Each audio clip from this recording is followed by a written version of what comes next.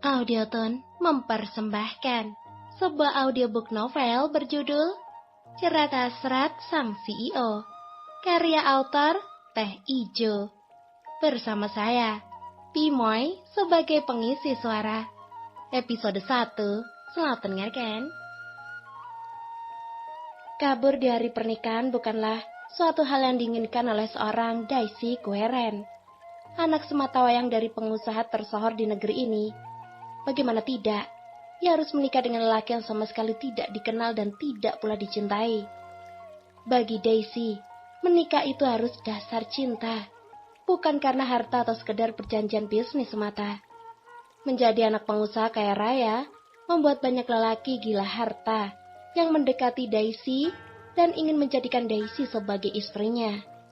Tetapi, Daisy selalu menolak untuk memilih satu di antara mereka yang sedang mengantri demi bisa mendapatkan hatinya. Sayangnya tak satu pun di antara mereka bisa menggugah hati Daisy, tapi tidak dengan lelaki yang bernama Axel Ward, yang berhasil memaksa Arathorn untuk menikahkan dirinya dengan putri semata wayangnya. Meskipun Daisy tidak menyetujuinya, Arathorn Gueren, sang ayah mempunyai alasan tersendiri untuk menerima permintaan Axel untuk menikahi putrinya. Siapa yang tidak mengenal sosok Axel Ward, seseorang yang sangat berpengaruh dalam dunia bisnis. Bahkan, namanya juga sangat terkenal di mancanegara. Oleh sebab itu, Arathorn tidak bisa menolak keinginan Axel saat hendak menginginkan putrinya untuk menjadi istrinya. Tepat di hari pernikahannya dengan Axel, Daisy terpaksa harus melarikan diri karena ia tidak mau menikah dengan Axel Ward yang terkenal kejam. "Tuan, Nona Daisy kabur," salah seorang pelayan melapor pada Arathorn, ayah Daisy. Arathorn yang sedang mempersiapkan diri di kamar murka atas kaburnya Daisy dan segera mengerahkan semua anak buahnya untuk mencari keberadaan Daisy saat ini. Ia tidak mau acara pernikahan ini gagal. Wajahnya merah padam dengan gigi mengerat kuat. Kepalan tangannya mendarat ke dinding kamar, membuat Michelle, sang istri, sangat terkejut. "Astaga, Dedi, apa yang kau lakukan? Mengapa kau melakukan hal ini? Ada apa?" Michelle sangat panik saat melihat darah segar keluar dari genggaman tangan suaminya. "Pelayan, tolong!" Michelle berteriak, membuat sebagian pelayan yang mendengar segera berlari menghampiri Michelle. Tangan Arathorn sudah diobati dan dibalut, tetapi lega hatinya tak bisa terobati. Bagaimana tidak, setelah mengetahui bahwa Daisy kabur, Axel mempermalukan Arathorn di tengah tamu undangan yang sudah hadir. Wajah Arathorn bagaikan dilempar kotoran.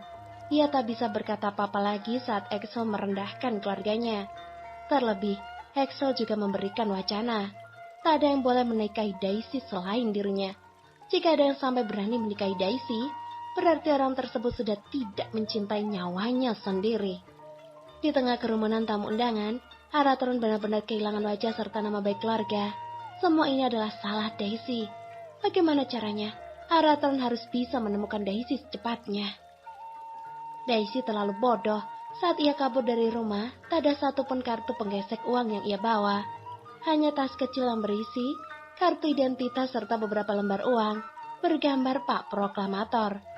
Daisy tak tahu harus pergi kemana. Ia pergi tanpa arah dan tujuan. Hingga sopir taksi merasa heran saat ditanya akan tujuannya. "Nona, sudah hampir 1 jam kita hanya berkeliling di jalanan. Kalau Anda tidak punya tujuan, silakan turun, karena saya akan mencari sewa lainnya," tegur sopir taksi. Daisy membuang napas beratnya, ingin menyerahkan begitu saja tetapi tidak mungkin. Usaha kabur dari pernikahan hanya akan sia-sia jika ia menyerah. Daisy harus bisa keluar dari masalah ini. Seketika ia teringat akan sahabatnya baru saja pulang dari luar negeri. Daisy meminta sang sopir mengantarnya ke alamat tersebut. Setelah sampai, Daisy bertemu dengan satpam keamanan rumah Mia. Namun, satpam mengatakan bahwa Mia dan orang tuanya sedang menghadiri acara pernikahan sahabat Mia.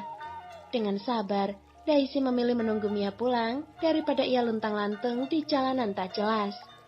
Sebuah mobil masuk ke dalam halaman yang cukup luas. Saat sang pemilik mobil keluar, mereka sangat terkejut saat melihat Daisy ada di rumah mereka. "Astaga, Daisy!" pakik Mia sambil berlari mendekati Daisy yang memangku sebuah ransel. "Kenapa kamu ada di sini? Harusnya kamu ada di pelaminan bersama Tuan Axel. Kamu tahu tidak, Tuan Axel sangat murka. Bahkan ia mempermalukan keluargamu dan mengeluarkan wacana bahwa tak ada yang boleh menikahimu kecuali dia." Tidak ada Mia. Kedua orang tua Mia sangat terkejut saat melihat calon pengantin berada di rumahnya. "Daisy, kenapa ada di sini, Nak? Harusnya kamu menikah hari ini." Mamanya Mia sangat terkejut. Bagaimana tidak? Ia menghadiri acara pernikahan, tetapi calon pengantin perempuannya malah kabur dan tanpa diduga, ternyata sedang ada di rumahnya. "Sudah, jangan kalian tekan dia. Ayo masuk." Papa Mia menyuruh Daisy masuk ke dalam rumahnya. Sebagai seorang yang berada di dunia bisnis, Papa Mia jelas tahu siapa itu Axel. Papa Mia juga tidak menyalahkan Daisy sepenuhnya, karena Papa Mia tidak yakin jika Axel mencintai Daisy sepenuhnya. Mungkin ini adalah sebuah trik untuk menjatuhkan lawan dengan memanfaatkan Daisy, atau sekedar obsesif semata saja.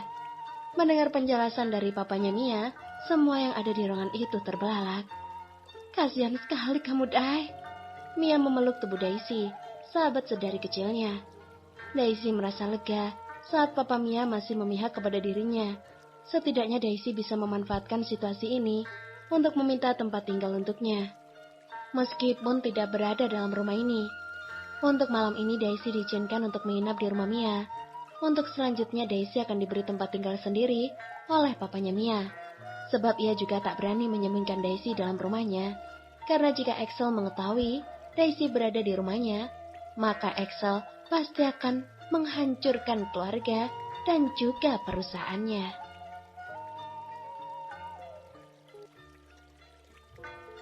Charaxi sudah berada di sebuah rumah yang tidak terlalu besar. Rumah itu adalah salah satu rumah kontrakan milik papanya Mia yang sedang kosong. Papa Mia tidak bisa berlama untuk di tempat itu. Ia takut kaki tangan Tuan Axel akan mencium campur tangan untuk menyembunyikan calon istrinya yang kabur. Daisy sendiri tidak yakin apakah dia bisa bertahan lama di tempat seperti itu, mengingat dia yang selalu dilayani oleh para pelayan dan kini dia harus mengurus dirinya sendiri. Ternyata kabur itu tidak enak. Daisy tidak pernah memikirkan nasib selanjutnya setelah kabur akan seperti apa. Jika seperti ini rasanya, kemungkinan dia akan menjadi gelandangan baru di jalanan. Di sisi lain, rahang Arathorn mengeras saat mendengar kabar bahwa putrinya tak bisa ditemukan oleh anak buahnya. Bagaimana bisa? Hanya mencari tikus kecil saja mereka tidak becus.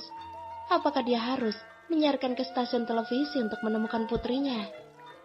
Selain itu, Arathorn juga mendengar bahwa Axel juga sedang melakukan pencarian untuk menemukan putrinya. Ambisi untuk menikahi Daisy ternyata sangat tinggi, hingga Axel mengeluarkan wacana yang menurutnya wacana gila. Bagaimana mungkin tak ada yang boleh menikahi putrinya selain dia?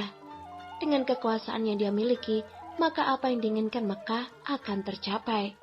Arathorn tidak sudi menikahkan putrinya dengan orang yang sudah menghina dirinya. Sebisa mungkin, Arathorn harus bisa menemukan putrinya dan mengirimkannya ke luar negeri agar terbebas dari wacana gila dari Axel. "Kalian, cari putriku hingga ke sudut terkecil, bahkan jika perlu sampai ke kerak bumi sekaligus. Jangan biarkan Axel sialan itu menemukan Daisy lebih cepat." "Siap, Tuan, kami akan berusaha." Berbeda dengan Arathorn, Axel tengah mengelum senyum di bibirnya saat mendapatkan sebuah telepon dari seseorang yang mengatakan bahwa dia menemukan di mana keberadaan Daisy saat ini. "Tikus kecil, kemanapun kamu lari, maka aku akan segera menemukan dirimu." Daisy tidak tahu bagaimana cara bertahan hidup selanjutnya. Dia benar-benar menyesal sudah kabur dari rumah, dan kini ingin rasanya dia kembali pulang. Daisy yang sengaja mematikan ponsel segera menghubungi ibunya, lalu meminta maaf telah menciptakan kekacauan. Sebelum menutup ponselnya, sang ibu berpesan bahwa Daisy harus berhati-hati dengan keadaan sekitar, karena Axel sudah menyebar anak buahnya untuk menemukan dirinya. Ya Tuhan, ternyata begini rasanya jadi gelandangan. Daisy mengeluh karena perutnya sudah protes belum diberi makan. Namun baru beberapa langkah Daisy tak sengaja bertemu dengan seorang penjual nasi bungkus. Ia hanya bisa menelan kasar ludahnya melihat penjual itu. Mau beli? Daisy menggeleng. Namun wanita penjual itu malah memberikan secara gratis untuk Daisy. Karena ia tahu jika Daisy pasti sedang lapar. Sebenarnya Daisy tidak terbiasa dengan makanan eceran, karena sudah yakin itu makanan tidak higienis. Tetapi apa daya, saat ini Daisy membutuhkan makanan tersebut. Tidak hanya itu, ternyata wanita itu juga telah memberikan air mineral kepada Daisy. Sungguh orang yang baik hati, pikir Daisy. Namun, setelah Daisy menyiapkan beberapa sendok makanan ke dalam mulutnya, tiba-tiba saja dia langsung tergeletak tak sadarkan diri. Begitu saja. Sopir yang diutus oleh ayahnya Daisy sudah sampai di tempat yang sudah ditentukan. Tetapi dia tidak mendapatkan keberadaan anak tuannya. Hanya tas milik Daisy yang tertinggal di sana, serta sisa nasi bungkus dan sebotol air mineral di sana. Gawat, Nona pasti sudah ditemukan oleh Tuan Axel. Sang sopir pun segera menelpon Tuan Arathorn untuk memberitahu bahwa kemungkinan Nona Daisy sudah ditemukan oleh anak buah Tuan Axel. Sial! Umpat Arathorn setelah mendapatkan kabar dari sopirnya. Axel pasti sudah membawa Daisy. Aku tidak akan rela jika putriku harus menikah dengan lelaki becik seperti dia. 1 jam kemudian, Daisy terbangun sambil memegang kepalanya masih menyisakan rasa pusing. Dilihatnya keadaan sekitarnya yang sangat asing untuk dirinya. Dia yakin jika ini bukanlah rumahnya ataupun rumah Mia. Di mana ini? Daisy mencoba untuk turun dari ranjang besar, sebuah kamar yang besar dan mewah. Daisy bisa memastikan bahwa dia sedang berada dalam rumah orang kaya. Namun yang Daisy tidak tahu, rumah milik siapa ini? Daisy mencoba mengingat kejadian terakhir di mana dirinya sedang makan. Lalu tiba-tiba saja dia sudah berada di tempat ini. Apakah saat ini dirinya sedang diculik? Suara pintu dibuka, lalu menunjukkan beberapa pelayan datang membawakan pakaian untuk Daisy. Nona, bersihkan dahulu tubuh Anda. Tuan sudah menunggu di bawah. 2 orang pelayan maju lalu membawa Daisy masuk ke kamar mandi. Meskipun dia menolak, tetapi 2 pelayan itu bisa melumpuhkan Daisy. Tenaganya tidak bisa diragukan lagi, meskipun hanya sebagai seorang pelayan. Daisy pikir pelayan itu lemah seperti pelayan yang ada dalam rumahnya. Lepaskan, aku bisa mandi sendiri, teriak Daisy. Maaf Nona, ini perintah. Anda harus menurut jika tidak ingin kami menyakiti Anda. Daisy mengerutkan dahinya. Ada ya pelayan yang berani seperti mereka. Selama proses mandi, Daisy diperlakukan kayak anak kecil yang sedang dimandikan oleh ibunya. Tak ada yang bisa dilakukan lagi selain pasrah. Daisy sudah mencoba melawan, tetapi tangannya malah dibekukan oleh sang pelayan. Saat ini dia hanya bisa menyilangkan kedua tangannya di depan dada karena malu. Beruntung saja dia dimandikan dalam petak. Saat ini Daisy tengah dirias oleh 2 orang pelayan yang berbeda. Hidupnya saat ini bagaikan seorang putri raja. Apakah ada seorang pangeran yang tak sengaja menemukan dirinya di pinggir jalan, lalu akan dipersuntingnya? Jika benar seperti itu, Daisy akan berterima kasih kepada pangeran tersebut. Daisy juga tidak sabar untuk bertemu dengan tuan yang sudah berbaik hati, mau membawanya pulang. Aku yakin dia adalah orang terkuat. Buktinya saja dia bisa menentang Tuan Axel. Dia sungguh berani, atau dia tidak tahu siapa aku sebenarnya? Apa jadinya jika dia tahu bahwa aku adalah Daisy, calon istri Tuan Axel yang kabul di hari pernikahannya kemarin? Wajah Daisy mendadak berubah sendu, membuat pelayan itu mendesah. Anda jangan menekuk wajah Anda, nanti make up tidak sempurna. Yang tak kalah terkejutnya lagi, saat selesai dirias datang lagi 2 orang pelayan yang membawakan gaun untuk Daisy. Gaun yang tidak asing, warna putih dan... Tunggu, apa-apaan ini? Apakah aku ingin menikah? Betul, Nona. Tuan kami sudah menunggu Anda di bawah beserta dengan keluarga Anda. Kami harap kerjasamanya agar tugas kami cepat selesai. Apa? Mereka bilang keluargaku? Berarti Daddy dan Mami ada di bawah. Sebenarnya, siapa lelaki ingin menikahiku? Apakah dia tidak mendengarkan wacana dari Tuan Axel? Kalau boleh tahu, siapa tuan kalian? Tanya Daisy. Mau Nona, kami tidak berhak untuk menjawab pertanyaan Anda, karena tugas kami yang melayani Anda, tidak untuk menjawab pertanyaan Anda. Daisy memicingkan matanya, baru juga menjadi seorang pelayan sudah belagu. Saat ini Daisy sudah tampil sempurna dengan gaun pengantinnya. Dia tidak tahu akan menikah dengan siapa, tetapi dia yakin jika laki-laki yang akan menikahi dirinya bukan lelaki biasa, karena mampu menentang wacana dari Axel. Saat pintu dibuka, matanya terbelalak tak percaya melihat seorang wanita yang tidak asing lagi bagi dirinya. Dia adalah wanita yang memberikan nasi bungkus dan air mineral di pinggir jalan tadi. Tapi mengapa kini penampilan berubah sangat drastis? Dia berubah menjadi sosok wanita yang anggun dan sangat cantik. "Bagaimana pelayan? Sudah beres?" tanya wanita itu. "Sudah, Nona."